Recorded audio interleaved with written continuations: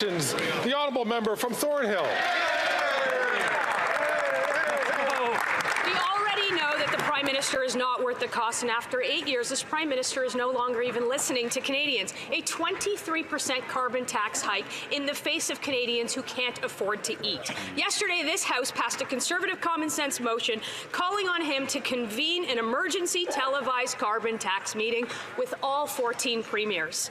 The Prime Minister is hiding, but maybe someone over there can tell us what day will the televised carbon tax meeting be. Today we are debating Bill C-50, the Sustainable Jobs Act, which the Royal Bank of Canada says there are 400,000 of to come to Canadians if we were just to unlock the kind of prosperity envisaged in this very progressive piece of legislation. Instead, the Conservatives put forward 20,000 amendments generated by artificial intelligence. The Robo-Caucus needs to stop its robo-work with its robo-amendments and stop gatekeeping the opportunities that are coming to Canadians. It's false, and that wasn't an answer. Canadians need relief and not more liberal taxes. 70% of Canadians are now saying so. 1 in 10 people in Toronto are now relying on a food bank, and more than half of Canadians are $200 away from missing their bills. If they aren't going to listen to Canadians, if they aren't going to give us a date, perhaps the member can tell us what channel will the carbon tax meeting be on. The Honourable Government House Leader. Mr. Speaker, the channel they should be plugged in, I don't know what it is, but it is the reality channel, because back here in the real world, there are real jobs at stake, there are real opportunities at stake, there is affordability at stake, and these members, the Robo-Caucus, with their robo-amendments, in the way of opportunity and the way of progress and clean technology in this country, they need to get out of the way, stop the gatekeeping, let Canadians create the wealth that we need to succeed. Member from Thornhill. Once again, he didn't answer the question, and I'm not really sure what that was. But if he won't listen to Canadians, and they won't listen to their NDP caucus, the Prime Minister won't listen to his successor, Mark Carney, who also wants him to meet with premiers. They won't give us a date. They won't give us a time. They won't tell us what channel to watch. The Prime Minister won't even show up here and answer to this motion. The Prime Minister is being defiant when Canadians are lining up at food banks in record numbers. What are you covering for?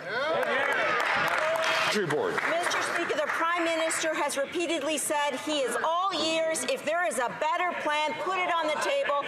Premier Moe himself said this was the most cost-effective plan, and that's why our government will keep going with it while maintaining our AAA credit rating, while maintaining the lowest debt-to-GDP ratio in the G7, and while maintaining historically low unemployment. Mr. Speaker, on this side of the House, we will always vote with Canadians and support them along the way. Thank you.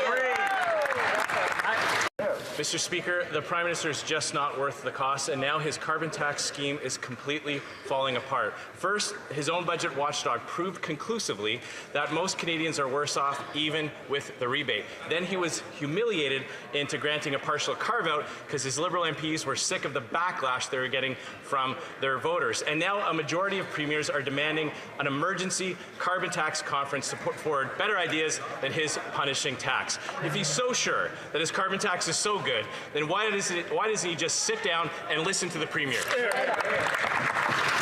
Energy. Mr. Speaker, later today we will be voting to advance the Sustainable Jobs Act. It is a critically important act in the context of growing an economy that will thrive in a low-carbon future. It will ensure that workers and environmental organizations have a seat at the table when we are discussing Canada's Green Economic Plan. The Conservatives have obstructed at every turn, including introducing 20,000 robo-amendments. We are building a strong economy for the future. The Conservatives, by contrast, are engaging in legislative vandalism.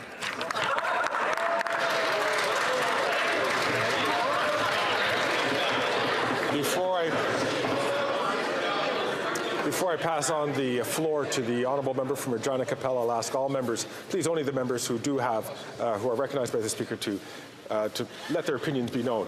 The honourable member from Regina Capel. Well, Mr. Speaker, none of that is true. But what is true is that yesterday, in a historic vote, a majority of MPs demanded that the Prime Minister sit down and just listen to the premiers. It's baffling to understand why he's so afraid of meeting with them. It's not like they're going to ask him to put together IKEA furniture or help them move. They just want to put forward better ideas than hiking prices on everything. Yes. What is he so afraid of? Is it Doug? Is it Blaine? I know Scott Moe, Mr. Speaker. He's a really nice guy. Why doesn't the Prime Minister just meet with him? The Honourable Government House Leader. Mr. Speaker, Scott Moe said he sat down and pored over the data and could not possibly find a more effective way to combat GHG emissions than this government's policy on pricing pollution. You know, right now, today in this House, we are discussing untold employment and economic opportunity for Canadians, including the people of Regina Capel. If he won't stand up for the workers at Regina Capel, we will, Mr. Speaker. Thank you very much, Mr. Speaker. And I'll invite the House Leader to come out to Regina, and Scott Moe and I can have a beer and we can figure out what Scott really said about the carbon tax. Just last week, this Prime Minister raised the carbon tax by 23%. That increased the price of gas, groceries, and home heating for all Canadians. Mr. Speaker, I am unsure of why this Prime Minister is so scared to meet with all the premiers. 6, 7, 8 premiers want to meet with the Prime Minister and see what he has to say about his flagship carbon tax policy. Why won't he listen, or does he just not care? The Honourable Minister for Women and Gender Equality. Mr. Speaker, let's talk about caring and young people, if we might, and affordability. Young people said they needed a break on interest and student loans. We did that. Kids getting out of school, home savings account, which 500,000 young people now have, so they can save towards their first home. And now rent payments will build rental history, credit history, because when you pay rent, it should count. Mr. Speaker, young people have asked, we have answered. The question is, what do you have to say? What are you going to cut? Are you going to cut these measures? The honourable member, sorry, thank you for reminding me, members, that all questions should come through the chair and not directly to other members. The honourable member from Regina Leuven. One of the first things we're going to cut is about 70 or 80 Liberal MPs in the next election. And secondly, 9 out of 10 young Canadians believe they'll never own a home under this government. It's embarrassing, Mr. Speaker. Canadians used to be able to pay off a home in 25 years. Now it takes 25 years to save to even afford a down payment. This Prime Minister refuses to listen to our premiers. If he's so proud of his carbon tax, will the Keller of the county come out of his house and actually meet with premiers?